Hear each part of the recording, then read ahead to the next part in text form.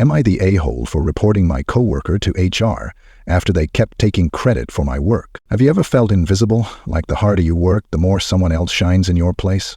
That's exactly where I found myself a few months ago, staring at a blank HR complaint form, my pen trembling in my hand. What led me here?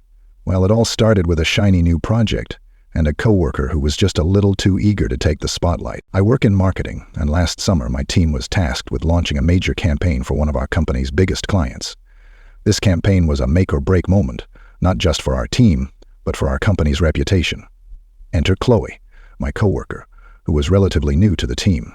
Chloe was charming, charismatic, and always seemed to know the right things to say. At first I didn't mind when she hovered near my desk asking questions about my ideas. I even enjoyed collaborating with her. But soon I started noticing a pattern. In meetings, whenever it was time to present progress, Chloe would talk about our work, but it was always my ideas she highlighted. She never gave me direct credit. The first time it happened, I thought, okay, maybe it's just an oversight. The second time, I started feeling uneasy. By the third time, I was furious. One incident stands out. I had spent 2 sleepless nights crafting a pitch deck for the client presentation. I triple-checked the data, polished every slide, and even added a few creative flourishes I was sure would impress. The morning of the presentation, I was ready to shine. But when the meeting began, Chloe stood up and said, "Let me walk you through what we came up with." I froze. Slide after slide, she delivered the pitch like it was her brainchild. Not once did she mention my name. Worse, the client loved it. Chloe soaked in the compliments, flashing her dazzling smile. I sat there, my fists clenched under the table, feeling completely erased. After the meeting, I confronted her in the hallway. "Hey, Chloe, you didn't even mention I worked on that deck," I said, my voice shaking. She gave me a sweet but dismissive smile and said, "Oh, come on, we're a team, right? No need to split hairs over credit." I decided to let it go until it happened again and again. Chloe's pattern became clear. She had mastered the art of piggybacking on my hard work while subtly positioning herself as the team's star. It wasn't just annoying, it was damaging. Our boss started praising Chloe for her initiative and creative problem-solving while I felt like I was fading into the background. The final straw came during a team meeting when our manager announced that Chloe had been nominated for a prestigious internal award based on the success of the campaign.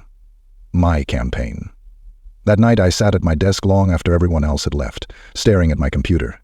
Was I overreacting? Would reporting her make me look petty? But deep down I knew I couldn't stay silent anymore.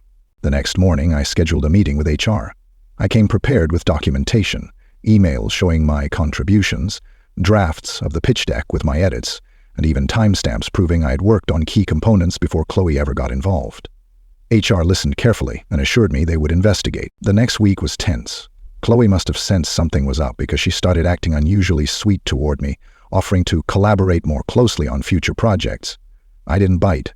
Then, one afternoon, I got called into a meeting with HR and my manager. They had reviewed the evidence and confirmed that Chloe had repeatedly taken credit from my work. To my surprise, Chloe didn't deny it. Instead, she said, "I didn't think it was a big deal. I assumed we were just building each other up." But HR wasn't buying it. They issued her a formal warning, and my manager apologized to me privately for not recognizing my contributions sooner. Chloe wasn't fired, but her reputation took a hit. She stopped trying to steal credit after that. In the months that followed, I made a conscious effort to advocate for myself. I started speaking up more in meetings, attaching my name to all documents, and ensuring my boss was looped in on my progress.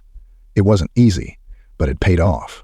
When our next big project came around, I was chosen to lead it. As for Chloe, she transferred to another department not long after the HR incident. I heard through the grapevine that she's been keeping a lower profile. So, Aita for reporting her? Some people might say I overreacted, that I should have handled it privately. But in my mind, staying silent would have made me complicit in my own erasure. I deserve to be seen when it's necessary, or when there's nothing to do save to do so. And so do you. What would you have done in my shoes? Would you let it slide? Or stand up for yourself? Let me know, because this story doesn't end with me. It ends with your thoughts.